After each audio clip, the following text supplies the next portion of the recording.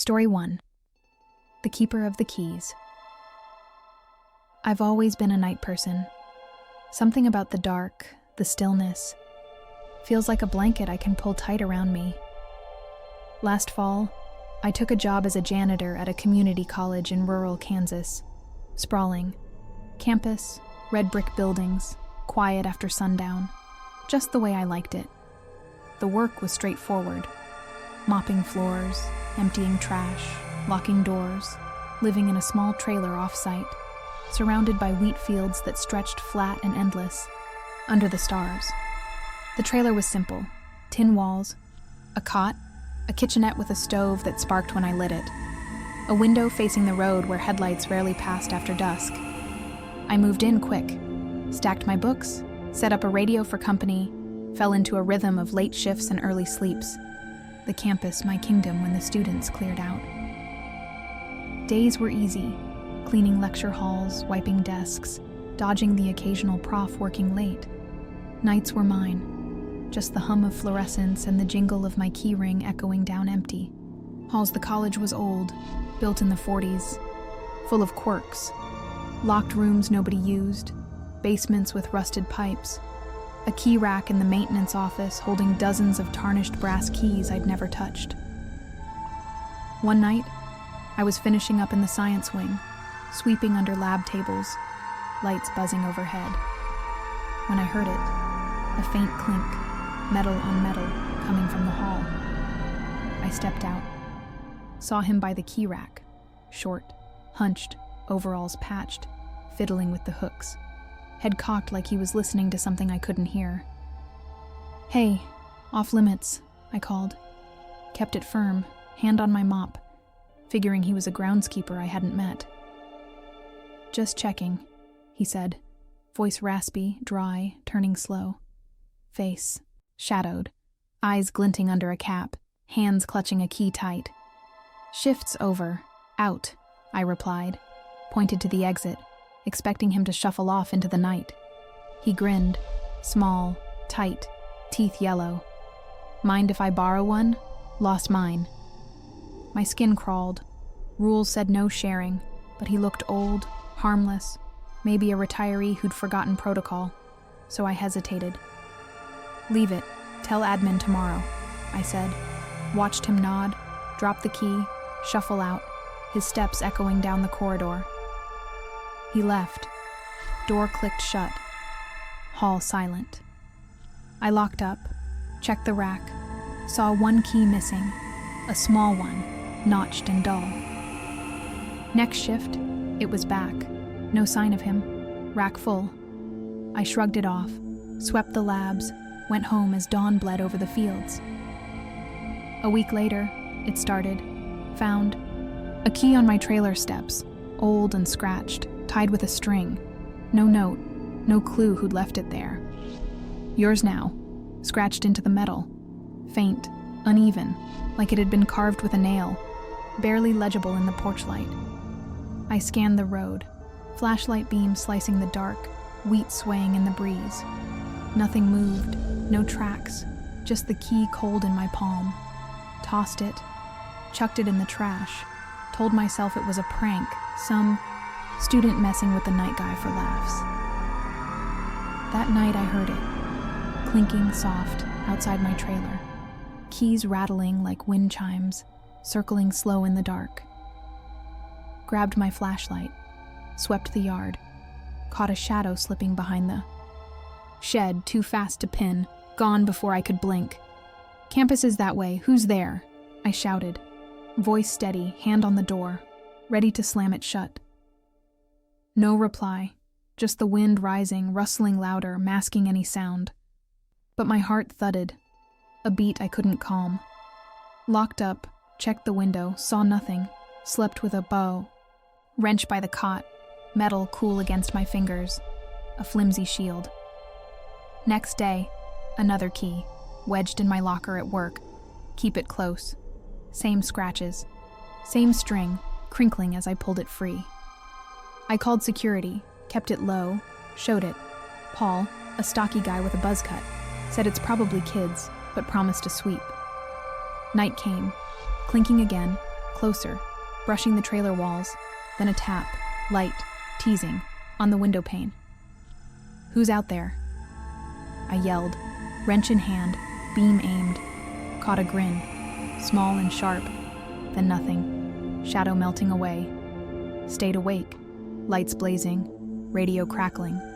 Dawn broke, silence fell, but a third key waited on the steps, glinting in the sun. Almost ready, scratched deep, metal warm, smelling of oil and earth, string frayed like it had been tugged hard. I drove to town, found the campus cop at his office. A trailer by the lot, showed him the keys, watched his face tighten as he turned them over. Old staff passed through. "Could be one," he said. "Promised to check logs, send a patrol. But the campus sprawls. Too many corners to watch." Back at E, the trailer. I set traps, wire with bells, sticks rigged to snap, hoping to catch him, scare him off, stop the creeping dread. Midnight. Bells jangled, loud and shrill. I bolted up, wrench ready. Beam swept the yard, empty, wire cut, bells scattered like junk. Another key, taped to the window, inches from my face. Good try. Grinning face etched beside it, crude but clear, mocking me. Called Paul. He sent a guard, a wiry kid named Lee, doubtful but thorough. Searched, found scuff marks, small, leading into the field. Could be anyone. Trespassers. Drunks, he said. Shrugged, gave me his radio code, left as dusk settled, thick. Next night, no clinks, just silence, heavy, pressing. Then a laugh, dry and rolling, seeping through the walls from outside. Swung the door open. Nothing but dark, wheat swaying. Key tumbled down, tied to a rock. Tomorrow. Metal. Scratched.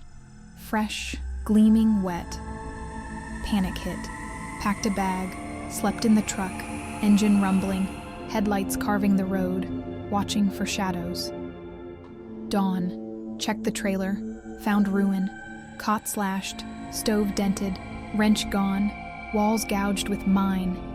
In ragged lines. Cops came, set a watch, 2 cars posted, caught him 3 nights later, creeping up, grin still fixed, eyes wild in the beam.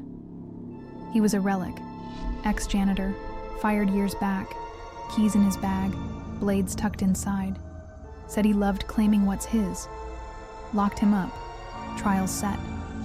But last week, a key hit my new place, 70 miles east, slipped under the door. Miss me? Same scratches, same string. I hear clinking now, soft, circling my house at night, promising he's free, promising more. They swear he's jailed. Cops show me records. But I see that grin in every flicker, hear that laugh in every gust, feel those keys piling up. I don't rest easy. Keep the lights on.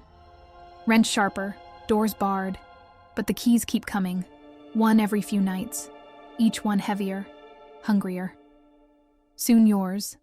That's the latest, left last night, metal pinned with a nail, dripping red at the edges, staining my floor. I've got a shotgun now, loaded by the bed. But the clinking doesn't stop, the laugh builds, and I know he's out there, keeping his claim, counting me in. Story 2. The Painter of the Plains. I've always found peace in wide open spaces, fields, horizons, places where you can see forever and breathe deep. Last spring, I took a job as a surveyor in western Nebraska, flatland stretching endless, dotted with silos and windmills, a quiet I'd craved after years in crowded cities. The work was simple: mapping plots, staking land, living in a rented farmhouse off a dirt road, surrounded by prairie that whispered in the wind. The house was old, clapboard siding, a porch that groaned, a kitchen with a sink that dripped, a bay window facing fields gold with spring wheat. I settled fast, unpacked my tools, set up a desk, fell into a routine of early starts and late finishes. the solitude a balm to my frayed nerves. Days were steady, driving grids, planting markers, logging coordinates. Nights were calm, just the creak of the house and the hum of crickets outside. The plains were sparse. Farmers in pickups, kids on bikes, the occasional combine rumbling. But by May, the bustle faded, leaving me alone with the land, a stillness I cherished. One afternoon, I was staking a field, hammering pins, sweat stinging my eyes, when I saw her, standing by a fence, easel propped, painting the horizon with slow, deliberate strokes. She was small, thin gray hair pinned back, dress faded, watching me with a soft smile, brush poised like she'd been waiting for me to notice. "Hot day," I called. Kept it friendly, hand on my hammer, figuring she was a local artist I hadn't met. "Perfect light," she said, voice quiet, warm, turning back to her canvas. Eyes sharp, hands steady, paint flecking her fingers. "Nice spot. Take care," I replied, nodded to the road, expecting. Her to pack up as the sun dipped low. She smiled wider, brush dipping red. "Mind if I stay? Need the colors right." My gut twitched. Fields were private, but she seemed harmless, an old painter chasing dusk, so I let it slide. "Keep off the stakes." "Good luck," I said.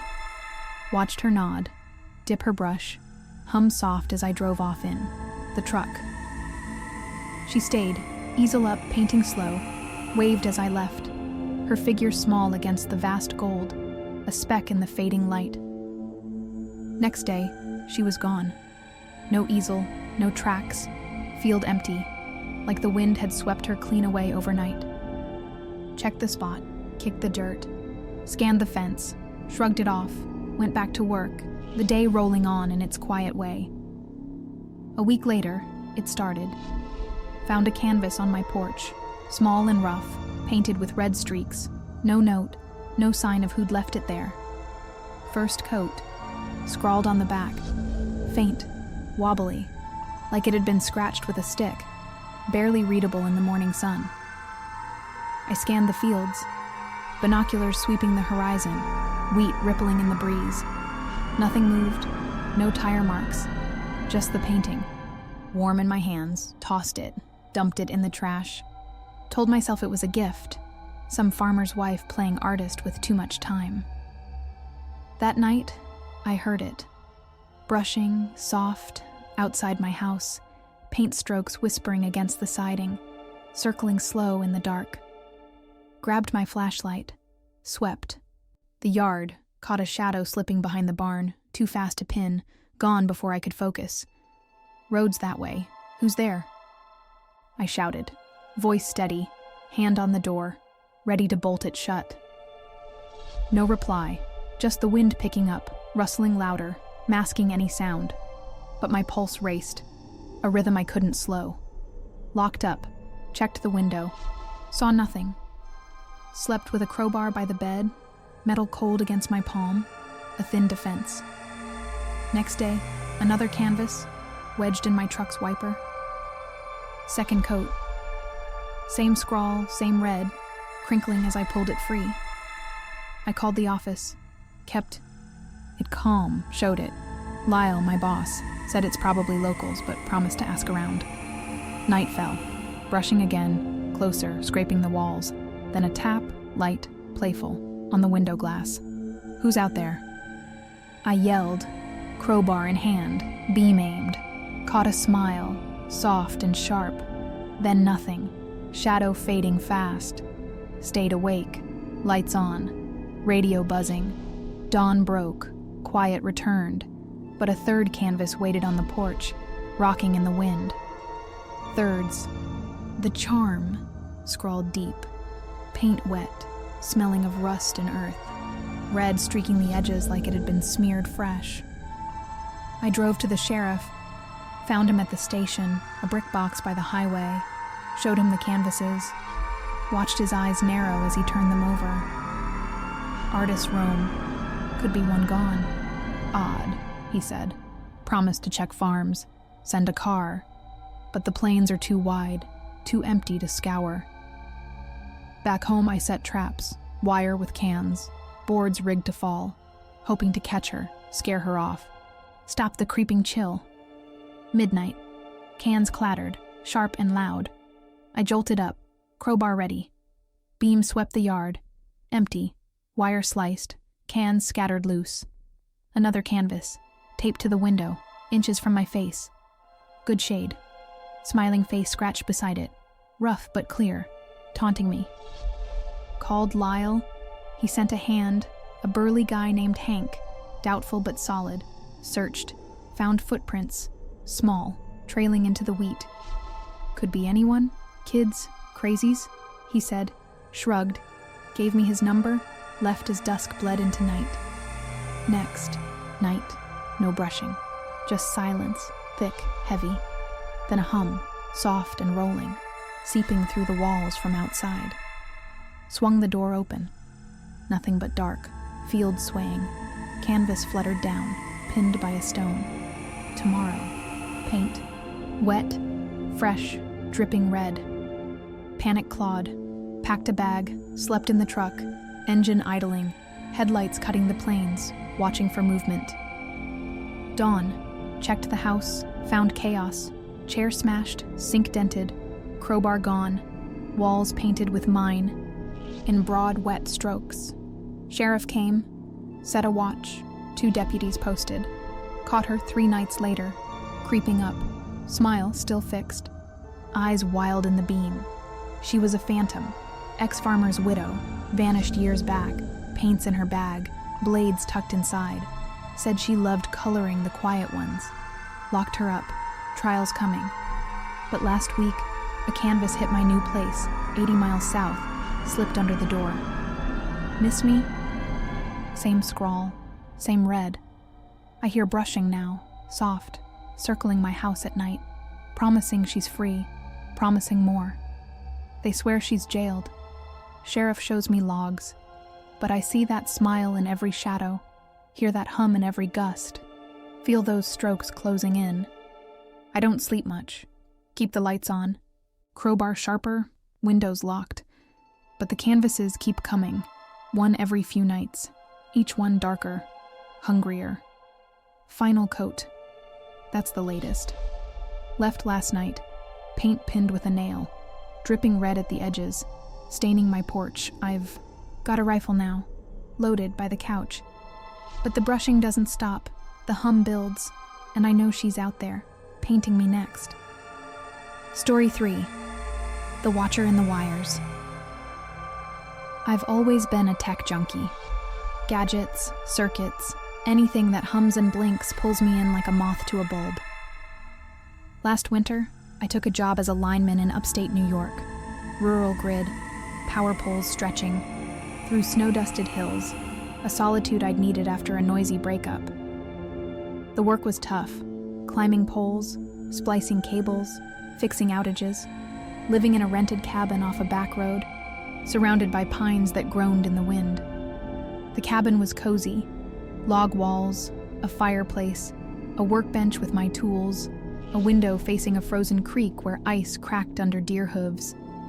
I moved in fast, unpacked my kit, set up a ham radio for chatter, fell into a routine of cold days and quiet nights, the grid my playground. Days were long, driving the truck, repairing lines, logging faults. Nights were still, just the fire's pop and the distant howl of wind through the trees. The area was remote. Farmhouses miles apart, hunters in orange. Vests, the occasional snowplow rumbling. But by January, the bustle slowed, leaving me alone with the wires, a peace I savored. One morning, I was checking a transformer, toolbox open, frost biting my fingers, when I saw him, perched on a pole, binoculars up, scanning the valley below. He was lean, tall, bundled in a parka, scarf loose, watching me with a nod, hands steady, lenses glinting in the pale sun. Trouble?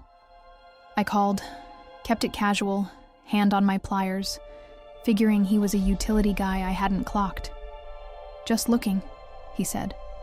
Voice flat, calm, lowering the binoculars. Eyes sharp, face half hidden, breath fogging the air. Lines are mine. Move, on, I replied, pointed down the road, expecting him to climb down and vanish into the snow. He smiled, thin, quick, teeth barely showing. Mind if I watch?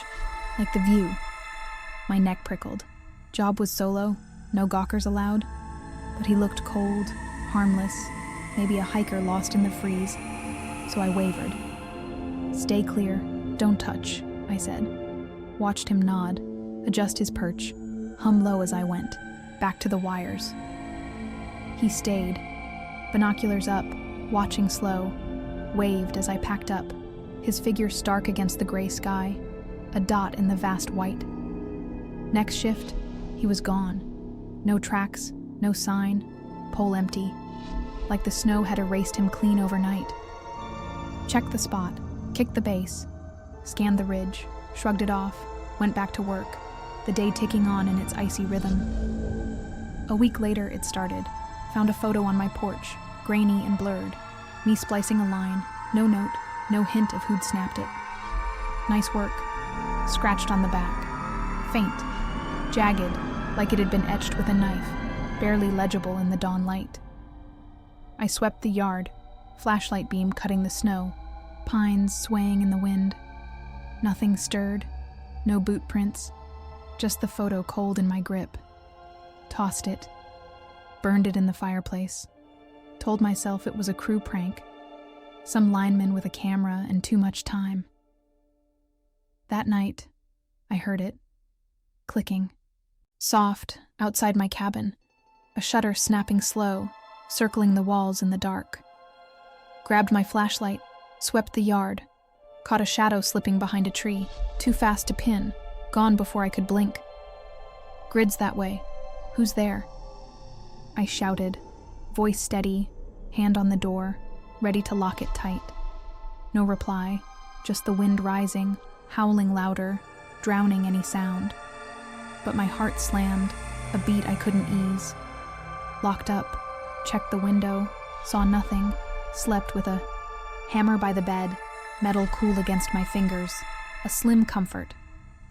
Next day, another photo, tucked in my truck's door. Good climb. Same scrawl, same blur, crinkling as I pulled it free. I called the supervisor, kept it low, showed it. Dan, a gruff guy with a beard, said it's probably locals, but promised to check. Night fell, clicking again, closer, brushing the walls, then a tap, light, teasing on the window frame. Who's out there? I yelled, hammer in hand, beam aimed. Caught a glint, eyes sharp, then nothing, shadow fading fast. Stayed awake, lights on, radio hissing. Dawn broke, silence fell, but a third photo waited on the porch, rocking in the breeze. Getting close, scratched deep, image clear, me at the pole, face sharp, snow red at the edges like it had been stained. I drove to the station, found the deputy at his post, a shed by the highway, showed him the photos, watched his jaw tighten as he studied. Them. Hunters passed through. Could be one? He said. Promised to check trails, send a car, but the hills are too vast, too wild to sweep. Back home, I set traps. Wire with bells, snow piled to crunch, hoping to catch him, scare him off, stop the creeping dread. Midnight. Bells rang. Loud and shrill. I bolted up, hammer ready. Beam swept the yard. Empty. Wire cut. Snow smooth flat. Another photo, taped to the window, inches from my bed. Nice shot. Grinning face scratched beside it, rough but clear, taunting me. Called. Dan? He sent a tech, a wiry guy named Pete, skeptical but thorough. Searched. Found tracks. Narrow, trailing into the pines. Could be anyone. Poachers, nuts, he said. Shrugged, gave me his cell, left as dusk settled heavy. Next night, no clicks, just silence, thick, pressing, then a hum, low and steady, seeping through the walls from outside. Swung the door, open, nothing but dark, snow gleaming, photo fluttered down, pinned by a rock. Tomorrow, image wet. Fresh, me sleeping. Panic hit. Packed a bag, slept in the truck, engine rumbling, headlights slicing the trees, watching for shadows. Dawn, checked the cabin, found ruin, table smashed, fireplace dented, hammer gone, walls scratched with scene, in jagged lines. Deputy came, set a watch. 2 cars posted. Caught him 3 nights later, creeping up, grin still fixed, eyes wild in the beam. He was a shadow, ex-lineman, let go years back, camera in his bag, blades tucked inside. Said he loved watching the workers fall. Locked him up, trials set. But last week, a photo hit my new place, 90 miles west, slipped under the door. Miss me? Same scrawl, same blur. I hear clicking now, soft, circling my house at night, promising he's free, promising more. They swear he's jailed. Deputy shows me logs. But I see that glint in every flicker, hear that hum in every gust, feel those eyes on me. I don't sleep deep. Keep the lights on. Hammer sharper, windows barred, but the photos keep coming, one every few nights, each one closer, hungrier. Last frame, that's the latest. Left last night, image pinned with a nail, dripping red at the edges, staining my floor. I've got a pistol now, loaded by the couch, but the clicking doesn't stop. The hum builds, and I know he's out there, watching me still. Story 4, The Gardener of the Gorge. I've always loved the outdoors. Trees, rivers, places where the world feels bigger than you, raw and real. Last summer, I took a job as a trail guide in eastern Tennessee. Deep woods, gorges carved by creeks, a wildness I'd craved after years in stale offices. The work was perfect, leading hikes, marking paths, living in a ranger shack near a ravine, surrounded by oaks that rustled day and night. The shack was rough, wood walls, a tin roof, a stove that smoked, a window facing a trail where deer crossed at dawn, their hoofprints soft in the dirt. I moved in quick, unpacked my pack, set up a lantern, fell into a rhythm of early treks and late rests, the forest my home at last. Days were full, guiding groups, clearing brush, logging trail notes. Nights were quiet, just the creek's gurgle and the chirp of frogs outside. The gorge was remote, hikers in boots, locals with fishing poles, the occasional ranger truck. But by June, the rush slowed, leaving me alone with the woods, a solitude I treasured. One evening, I was pruning a trail, clippers snipping, sweat beading, when I saw him, kneeling by, a stream, trowel in hand, digging slow in the mud. He was broad, short, gray beard matted, shirt stained, watching me with a nod, hands caked with dirt, trowel glinting in the dusk. Lost? I called, kept it light, hand on my clippers, figuring he was a camper I hadn't logged. Just tending, he said, voice gruff, low, turning back to his hole. Eyes calm, hands steady, mud streaking his arms. Trails are marked. Camps. That way, I replied, pointed up the path, expecting him to pack up and move on. He grinned, wide, slow, teeth-stained. Mind if I dig? Need the roots right. My gut tightened. Camping was fine. Digging wasn't. But he looked old, harmless, maybe a hermit tending plants. So I paused. Keep it small. Don't block, I said. Watched him nod, stab the trowel, hum deep as I walked off up the trail. He stayed, digging slow, piling dirt, waved as I left, his shape blurred by the trees, a figure in the fading light. Next day, he was gone. No hole, no tracks, stream smooth, like the earth had swallowed him whole. Overnight, I checked the spot, kicked the bank, scanned the brush. shrugged it off, went back to guiding, the day rolling on in its green rhythm. A week later, it started. Found a root on my shack steps, gnarled and wet, tied with twine. No note, no sign of who'd left it there. First, seed, carved into the bark, faint, rough, like it had been scratched with a blade, barely legible in the lantern glow. I swept the trail, flashlight beam cutting the dark, oak swaying in the wind.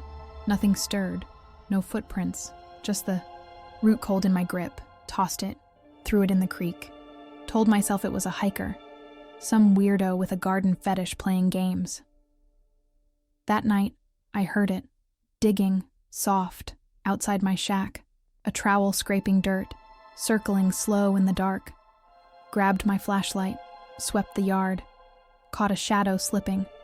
Behind a stump, too fast to pin, gone before I could blink. Camp's that way. Who's there? I shouted. Voice steady, hand on the door, ready to lock it tight. No reply, just the wind rising, rustling louder, drowning any sound. But my heart pounded, a beat I couldn't still. Locked up, checked the window. Saw nothing, slept with a hatchet by the bed, blade cool against my palm, a thin shield. Next day, another root, wedged in my pack. Second seed, same carve, same twine, crinkling as I pulled it free. I called the ranger station, kept it low, showed it. Clara, my lead, said it's probably locals, but promised to check. Night fell, digging again, closer, scraping the walls. Then a tap, light, teasing, on the window pane. Who's out there? I yelled, hatchet in hand, beam aimed, caught a grin, wide and sharp, then nothing, shadow fading fast, stayed awake, lights on, lantern flickering, dawn broke, silence fell, but a third root waited on the steps, glinting in the sun. Third grows, carved deep, root wet, smelling of mud and rot, twine frayed like it had been pulled tight. I drove to the outpost, found the ranger at her desk, a shack by the road, showed her the roots, watched her frown as she turned them over. Old-timers roam. Could be one, she said. Promised to check trails, send a truck, but the gorge is too deep, too wild to comb. Back home I set traps, wire with cans, twigs rigged to snap, hoping to catch him, scare him off, stop the creeping chill. Midnight. Cans clattered, loud and shrill.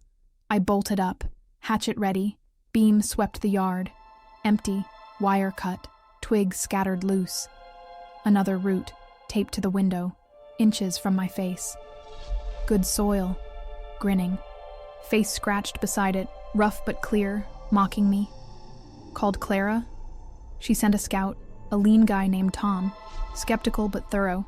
Searched, found prints, broad, trailing into the brush. Could be anyone. Hunters, nuts, he said, shrugged. Gave me his radio, left as dusk bled into night. Next night, no digging, just silence, thick, heavy, then a hum, low and steady, seeping through the walls from outside.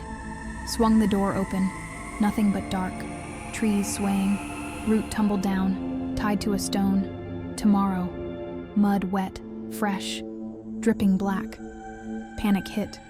Packed a bag, slept in the truck, engine rumbling, headlights slicing the woods, watching for shadows. Dawn. Checked the shack, found chaos. Table smashed, stove dented, hatchet gone, walls carved with planted in ragged lines. Rangers came, set a watch, 2 trucks posted, caught him 3 nights later, creeping up. Grin still fixed, eyes wild in the beam. He was a ghost, ex-guide, vanished years back, trowel in his bag, blades tucked inside. Said he loved growing the lost ones. Locked him up, trials set. But last week, a root hit my new place. 60 miles north, slipped under the door. Miss me? Same carve, same twine. I hear digging now. Soft, circling my house at night. Promising he's free. Promising more. They swear he's jailed. Rangers show me logs. but I see that grin in every shadow, hear that hum in every gust, feel those roots piling up. I don't sleep much. Keep the lights on. Hatchet sharper, doors barred. But the roots keep coming, one every few nights, each one darker, hungrier. Final bloom. That's the latest, left last night. Root pinned with a nail, dripping red at the edges, staining my floor. I've got a shotgun now, loaded by the couch. But the digging doesn't stop. The hum builds, and I know he's out there, planting me next. Story 5. The Caller in the Canyon. I've always been a loner. Prefer the quiet, the space, places where I can hear my own thoughts without the world butting in. Last fall, I took a job as a fire lookout in southern Utah. Red rock canyons, mesas, baked by sun.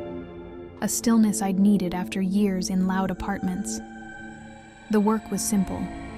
Scanning for smoke, logging weather, living in a tower perched on a cliff, surrounded by desert that glowed under the stars. The tower was sparse.